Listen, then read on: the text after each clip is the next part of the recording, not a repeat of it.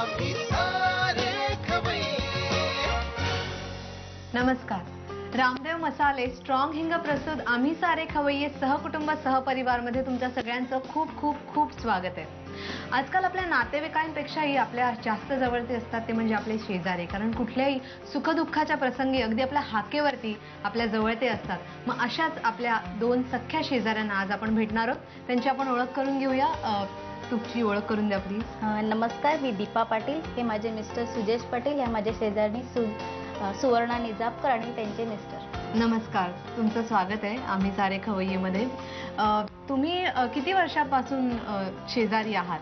आम्ही 3 वर्ष झालं शेजार आहे. 3 वर्ष. आणि एकाच वेळेस साधारण तुम्ही आलात? मी पहिला आले, नंतर 6 महिन्यानंतर गेले. मग कसं तुमचं स्वागत कसं? धक्का, सुखद धक्का होता का वेगळा काही धक्का होता? नाही, माझा पण मुलगा लहान आहे आणि त्यांची पण 2 मुलं आहेत. अगदी म्हणजे मला पाहून बरं वाटलं का बाबा समोर 2 मुलं आहेत की माझ्या मुलाला आता म्हणजे टेन्शन नाही खेळायचं वगैरे. आणि त्यामुळे म्हणजे खूप चांगलं आता म्हणजे आम्ही खूप चांगल्या मैत्रिणी आहोत. हो, अच्छा. मग काय तुम्ही आहातच, पण तुम्ही दोघी गृहिणी आहात का? म्हणजे काही बाहेर कामाला वगैरे जाता का?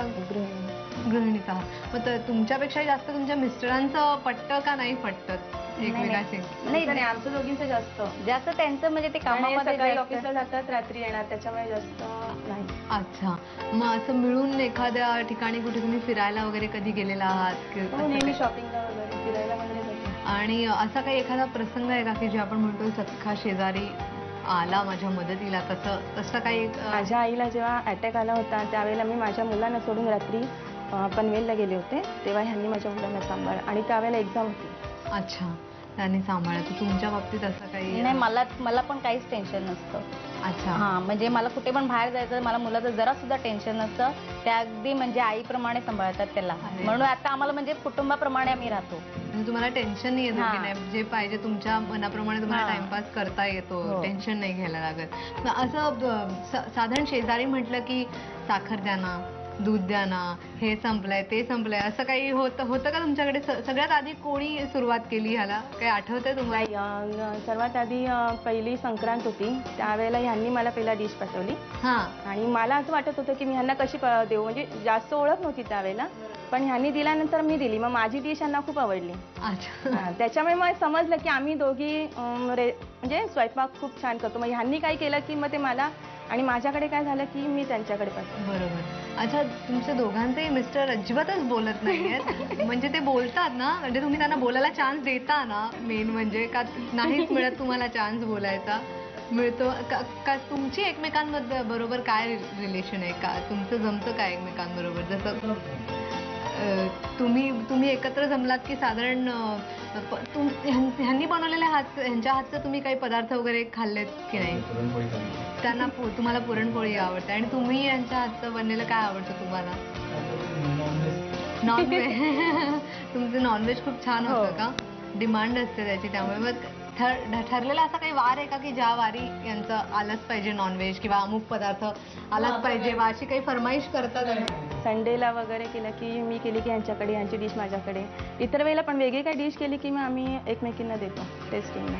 आणि काही करायचं झालं की मग ह्यांनी केली असेल तर ताई कसं आहे, व्यवस्थित आहे का, मग मी केली की असं चालतं आमच्या दोघे. म्हणजे इव्हन आमचं सणावाराला पदार्थ सुद्धा आम्ही एकत्र बनवतो. असं नाही तुझा आमच्या दिवाळी वगैरे एकत्र असते आमचे. दिवाळीचे फराळ एकत्र बनवता? पण दोघी एकाच कास्टच्या आहात तुम्ही का वेगवेगळ्या?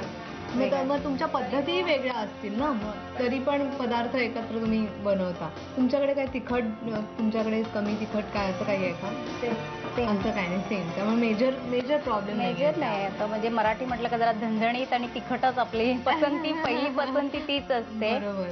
तर तेच असतं. मग आज आता काय बनवणार आहात तुम्ही? मी कोकोनट रोल बनवणार आहे, रंगीला कोकोनट रोल.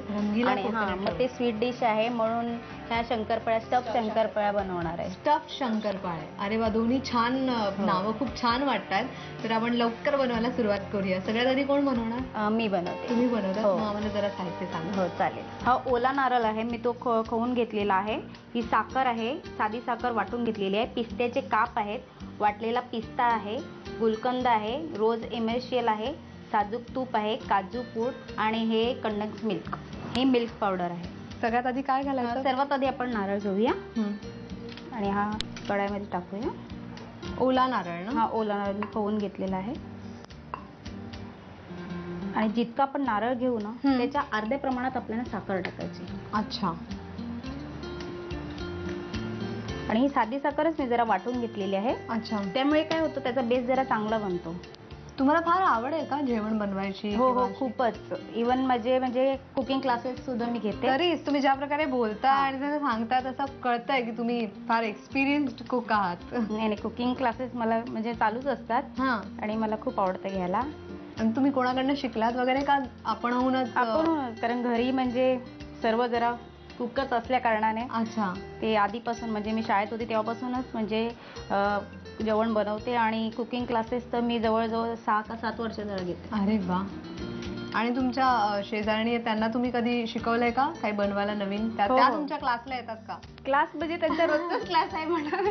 कारण काही मी जेव्हा नवीन बनवते तर आधी टेस्टला त्यांनाच देते. बरोबर. सर्वात आधी त्याच टेस्ट करतात आणि कधी त्यांना वाटलं नाही बाबा थोडं याच्यात हे कमी करते मग त्याप्रमाणे सेकंड टाइम आम्ही त्याच्यामध्ये थोडं इम्प्रुव्हमेंट करून त्या घेते. गिनीपिग असतात म्हणजे हो हो हो, तुमच्यासाठी. हो, हो. आता ही साखर वितळलेली आहे.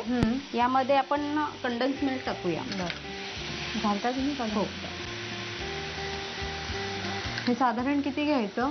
हे 2 टेबलस्पून घ्यायचे आपल्याला. बरं. कारण ऑलरेडी त्याच्यात पण गोडवा गोडवा आहे परंतु त्यामध्ये नंतर आपल्याला काजू पावडर सुद्धा येणार आहे ना. हां हां हां.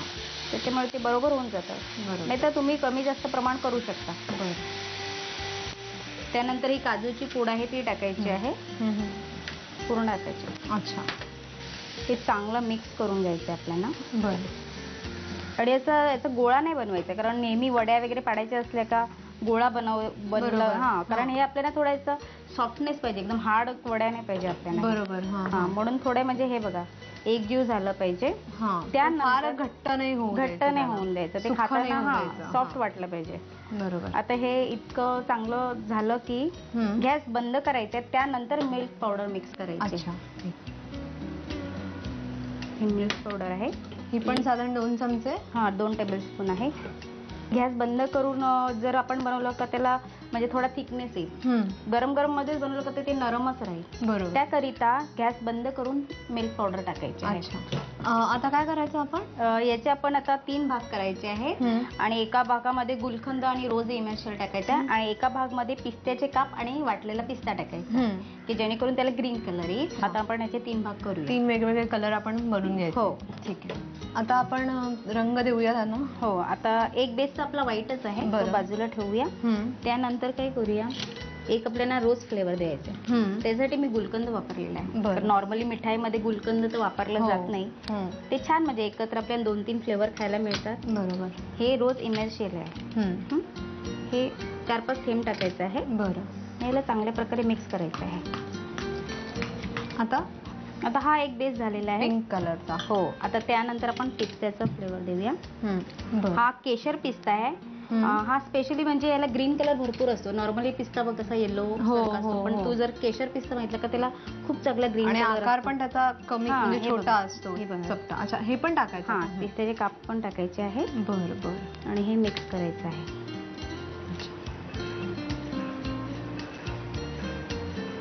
आता हा बेस सुद्धा आपले झालेला आहे. आता यानंतर आपण वड्या करूया. वड्या करूया. हो. ठीक. आता आपण हा पिंक कलर आधी घेऊया. बरं. पण ह्याला आधी तूप वगैरे लावून थोडंसं घेतलं? म्हणजे तुपाचा हात लावून घ्यायचा आहे. बटर पेपर हो. वरती. आणि हा बटर पेपर घेतलेला आहे. बरं. आधी पिंक कलर. हो. थोडं तूप हाताला घ्यायचंय कारण याच्यात आपण मिल्क मसाला टाकलेला आहे त्यामुळे चिकटपणा असतो. वासही गुलकंदाचा छान येतोय. हो. खूप चांगला फ्लेवर येतो गुलकंदाने. त्यानंतर आपण याच्यावर व्हाईट बेस घेऊया. देऊ मी? हो टाका याच्यावर. मध्ये टाकू? हो हो. सगळं? हां संपूर्ण टाका चालेल. हाही आपल्याला असा पसरवायचा आहे. आता त्यानंतर याच्यावर पिस्त्याचा बेस टाकायचा आहे. आता पिस्त्याचा बेस टाका.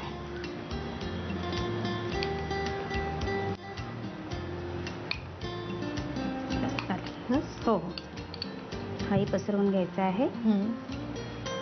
आपण बटर पेपर याकरिता घेतलेला आहे की याच्यामुळे आपल्याला फोल्ड करायला बरं पडतं. अच्छा. कारण हे चिकट असल्यामुळे फोल्डिंग होत नाही तसे. आणि हे फार पटापट करायला लागतं का असं काय? नाही होतंय. हा बटर पेपर घेऊन आपल्याला असा फोल्ड करायचा आहे, त्यानंतर पुन्हा काढायचा आहे. ओ अच्छा. असं फोल्ड करायचं आहे. हा पेपर इथे घेऊन हे पूर्ण रोल करायचा आहे. अच्छा. आणि त्यानंतर तुम्हाला जो शेप पाहिजे तो, आता हे गोल झालेला आहे, तुम्हाला पाहिजे असेल तर त्याला थोडं त्रिकोणी करू शकता.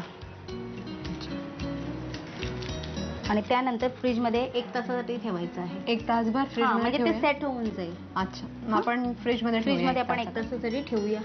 आता हा पेपर काढून घ्यायचा आहे. हा बघा आपला रोल चांगला सेट झालेला आहे. त्यानंतर हा चांदीचा वर्क घ्यायचा आहे. अरे वा. आता आपण हे कट करूया रोल की मग रेडी आपला. हो, रंगीला कोकोनट रोल. मला तर हा कोकोनट रोल फार आवडलेला आहे आणि मला माहिती आहे तुम्हालाही खूप आवडला, त्यामुळे पटकन याची साहित्य आणि कृती लिहून घ्या. रंगीला कोकोनट रोल बनवण्यासाठी लागणारं साहित्य: ओलं खोबरं, वाटलेली साधी साखर, कंडेन्स्ड मिल्क, पिस्त्याचे तुकडे, वाटलेली पिस्त्याची पेस्ट, गुलकंद, रोज इसेन्स, तूप, काजूची भरड आणि मिल्क पावडर. कृती: एका कढईमध्ये ओलं खोबरं घेऊन त्यामध्ये मिक्सरवर बारीक केलेली साखर, कंडेन्स्ड मिल्क घालून मिश्रण वाफवून घ्यावं. गॅस बंद करून या मिश्रणात मिल्क पावडर एकजीव करून घ्यावी. या मिश्रणाचे 3 भाग करावेत. मिश्रणाच्या एका भागात गुलकंद आणि रोज एमल्शन एकजीव करून घ्यावं. दुसऱ्या बाउल मधल्या मिश्रणात वाटलेली पिस्त्याची पेस्ट आणि पिस्त्याचे तुकडे घालावेत. बटर पेपरला तुपाचा हात लावून त्यावर गुलाबी रंगाचं मिश्रण थापावं. त्यावर पांढऱ्या रंगाचं मिश्रण आणि हिरव्या रंगाचं मिश्रण थापून रोल तयार करावा. या रोलला त्रिकोणी आकार देऊन तो तासभर फ्रीज मध्ये ठेवून द्यावा. फ्रीज मधून काढल्यावर बटर पेपर काढून घ्यावा आणि कोकोनट रोलवर चांदीचा वर्ख लावून तो कापून सर्व्ह करावा. आम्ही